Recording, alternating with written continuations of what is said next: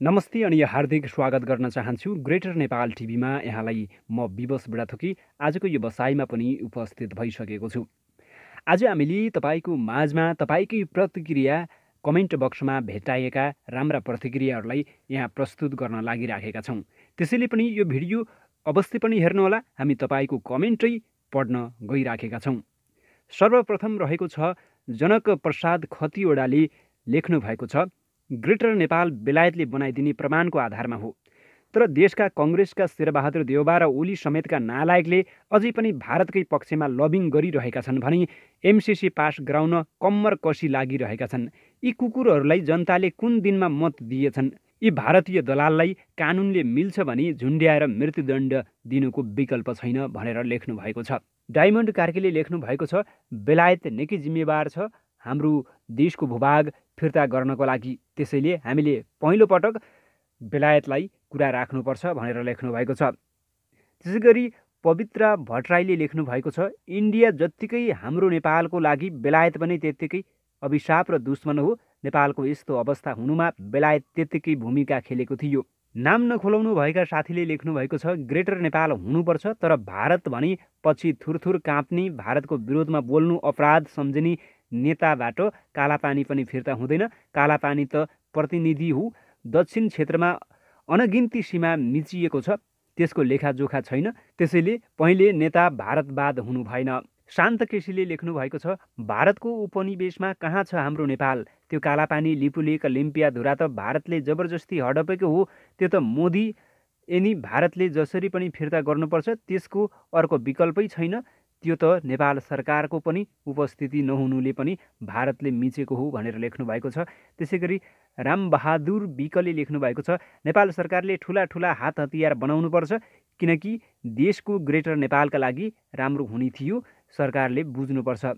सबिना राईले लेख्नु भएको छ, सालेहरू सबै चोर चोर छ त कहाँबाट सबै नेपाली भूमि फर्काउन चाहन्थ्यो भनेर लेख्नु भएको छ। शिवनारायण चौधरीले लेख्नु भएको छ, नेपाललाई विशाल फेरि बनाइसक्छु भन्नुहुन्छ भने कहिले नेपाललाई ग्रेटर नेपाल बनाइदिनुहुन्छ? ठोकुवा भन्नु पर्यो, बोलेर मात्र आश देखाउनुभन्दा गरेर देखाउनु पर्यो भनेर लेख्नु भएको छ। त्यसै गरी तेज साहनीले लेख्नुहुन्छ, आफू केही गर्न नसक्ने अरूले बनाइदिन्छ भनेर प्रश्न गर्नुभएको छ। जानुका खड्गाले लेख्नु भएको छ, हामी सबै नेपाली एक भएर हाम्रो सिङ्गो नेपाल फिर्ता लिनुपर्छ, अब हामी सबै नेपाली एक हुनुपर्छ। राजीव थापाले लेख्नु भएको छ, सपना मात्र होला खै, ग्रेटर नेपाल बनाउन केही गुमाउनु पर्ने त होइन, जय नेपाल भनेर लेख्नु भएको छ। त्यसै गरी भानु ढुङ्गानाले जय नेपाल भनेर लेख्नु भएको छ। युई मोबाइल नाम राख्नुभएका साथीले लेख्नु भएको छ, हाम्रो सुगौली सन्धिमा गुमेको भूमि फिर्ता हुनैपर्छ भनेर लेख्नु भएको छ। त्यसै गरी केशव भूषालले लेख्नु भएको छ, बेलायतले ग्रेटर नेपाल बनाइदिने होइन, पाए अझै उसले नेपालको भूभाग खोसेर इन्डियालाई दिन्छ भनेर लेख्नु भएको छ।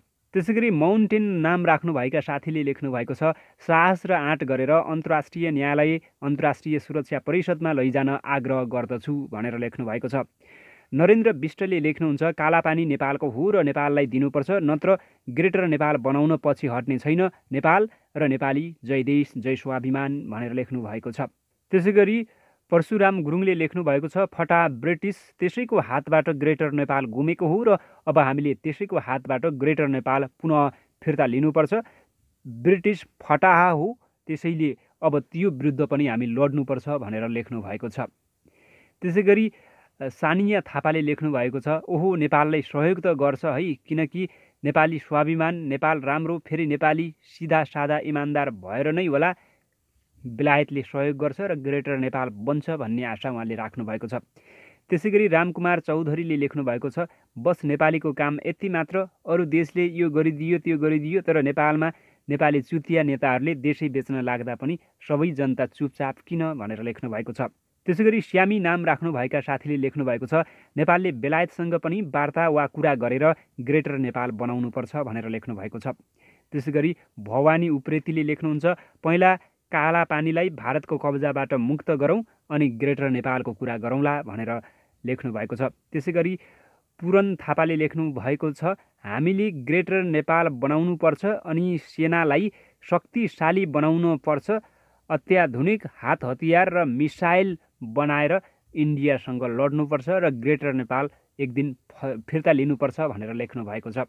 त्यसै गरी डिएस राई चामलिङले लेख्नु भएको छ 1816 को सन्धि खारेज गरी विशाल नेपाल निर्माण गर्नुपर्छ, जय देश जय नेपाल भनेर लेख्नु भएको छ। सुजन थापाले जय ग्रेटर नेपाल भनेर लेख्नु भएको छ। त्यसै गरी गणेश मगरले लेख्नु भएको छ नेपाल सरकारले भारतसँग युद्ध गर्न 18 वर्षभन्दा माथिकोलाई नेपाल सेनामा तालिम दिनुपर्छ, जय ग्रेटर नेपाल भनेर लेख्नु भएको छ। दीपक बुढाले गुड भनेर लेख्नु भएको छ। त्यसै गरी रञ्जना गुरुङले लेख्नु भएको छ पहिला नेपाल बेच्ने पनि बाहुन छेत्री रहेछन्, अहिले पनि तिनैकै सन्तानहरू भनेर लेख्नु भएको छ। त्यसै गरी गुनासोको शैलीमा लेख्नु भएको छ लक्ष्मी नकरमीले बनाउँछ बेलायतले ग्रेटर नेपाल, नेपाली नै नपुंसक हो, नेपालले खाली अरूकै भरमा जिन्दगी बिताउने भौ भनेर लेख्नु भएको छ। उहाँले दुखेसो पोख्नु भएको छ। त्यसै गरी गणेश प्राजुलीले लेख्नु भएको छ जसरी भए पनि आफ्नो देशको भूभाग ल्याएरै छाड्नुपर्छ, यसमा लाग्नु हुने ग्रेटर नेपाललाई हार्दिक शुभकामना भनेर लेख्नु भएको छ। विपिन डुवाडीले लेख्नु भएको छ गुड राइट रेस्ट कुरा अगाडि बढ्नु पर्यो ग्रेटर नेपालको लागि भनेर लेख्नु भएको छ। सागर गुरुङले लेख्नु भएको छ पत्याउन नसक्ने कुरा किन मिडियामा लिएको, यो सम्भव छैन अथवा ग्रेटर नेपाल सम्भव छैन भनेर उहाँले आफ्नो विचार राख्नु भएको छ। फुरु याफाई नाम राख्नुभएका साथीले लेख्नु भएको छ अन्तिम विकल्पै त्यही हो अथवा ग्रेटर नेपाल नै हो, हामीले एकचोटि इन्डियासित लड्नै पर्ने भएको छ भनेर लेख्नु भएको छ। मोहन मगरले लेख्नु भएको छ सर्वप्रथम अहिले जे जति भूभाग छ त्यस भूभागमा रहेका जनता अनि जमिनलाई समृद्ध बनाउनतर्फ लागौँ, ग्रेटर नेपालको सपना छोडौँ, बेटर नेपाल बनाउनतर्फ लागौँ भनेर लेख्नु भएको छ। त्यसै गरी गणेश श्रेष्ठले लेख्नु भएको छ यो हुनुपर्छ र हुनुपर्ने हो, तर हाम्रा नेताहरूका कारणले गर्दाखेरि हुन सकेन, अब हामी जनता एकजुट हुनुपर्छ भनेर लेख्नु भएको छ। कृष्ण प्रसाद नाम गरेका साथीले लेख्नु भएको छ राम्रो हो तर कहिले बनाउने हो, के एक वर्षभित्र यो ग्रेटर नेपाल बन्न सक्छ भनेर सोध्नु भएको छ। राज लिम्बूले लेख्नु भएको छ जय ग्रेटर नेपाल भनेर। त्यसै गरी लिम्बू राजले पनि लेख्नु भएको छ सबै नेपाली एक भई ग्रेटर नेपाल अभियानमा अगाडि बढ्न जरुरी छ भनेर लेख्नु भएको छ। लक्की निरौलाले लेख्नु भएको छ सबै नेपाली उठौँ, लम्पसार नेतालाई आफ्नो आजको नेपाल वीर नेपालीको नभएर नामर्द नेपालीको विजयी भएको नेपाल र ग्रेटर नेपाल मात्र वीर गोर्खालीको देश भएको भन्ने कुरा अवगत गराउँ भनेर लेख्नु भएको छ।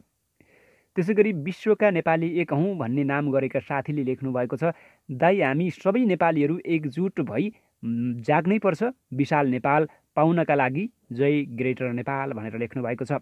गोपाल राज भुजेलले लेख्नु भएको छ भारतीय उपनिवेशमा रहेको हाम्रो भूमि फिर्ता गर्नुपर्दछ, सबै नेपालीहरू यस विषयमा सचेत हुनु आजको आवश्यकता हो, जय ग्रेटर नेपाल भनेर लेख्नु भएको छ। इन्द्र थापाले लेख्नु भएको छ ग्रेटर नेपाल बनाउनलाई पहिला भ्रष्टाचार प्रति कडा कानुन जो नेताहरूलाई पनि लागू गर्नुपर्ने भएको छ अथवा निर्माण गर्नुपर्छ र सेनालाई शक्तिशाली सेना र अधिकार दिनुपर्छ, कर्मचारीहरूलाई इमान्दार र जनतालाई देशभक्ति बनाउनु अति जरुरी छ भनेर लेख्नु भएको छ।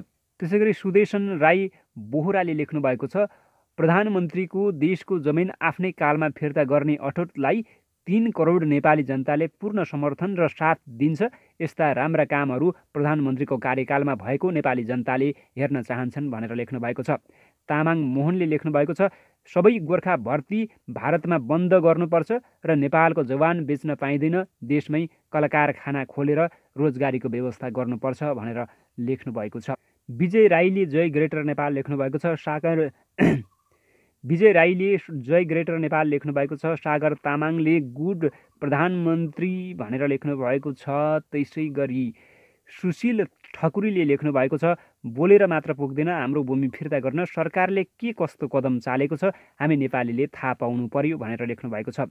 राजेन्द्र त्रिपाठीले लेख्नु भएको छ इन्डियामा नेपाली गोर्खा भर्ती बन्द गर्नुपर्छ र अरू देशमा पनि नेपाली युवा भर्ती हुन रोकौँ र आफ्नै नेपाली माटोको सेवा गरी खेतीपाती फलफुल उत्पादन र उद्योग धन्दा सञ्चालन गर्नुपर्छ भनेर लेख्नु भएको छ।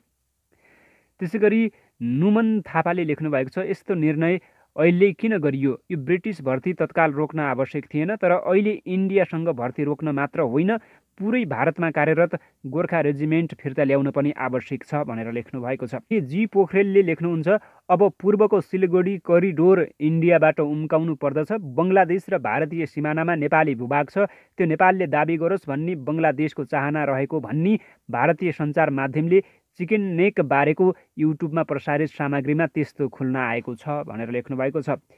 के कार्कीले लेख्नु भएको छ, गुड दिन पावर भनेर लेख्नु भएको छ। इन्द्र कुमारी अधिकारीले लेख्नु भएको छ, अब हामी सबै नेपाली ग्रेटर नेपालको नक्सा लिएर राष्ट्रसङ्घमा जानुपर्छ भनेर लेख्नु भएको छ। त्यसै गरी सुभाष राजीले लेख्नु भएको छ, गुड न्युज जय ग्रेटर नेपाल भनेर लेख्नु भएको छ।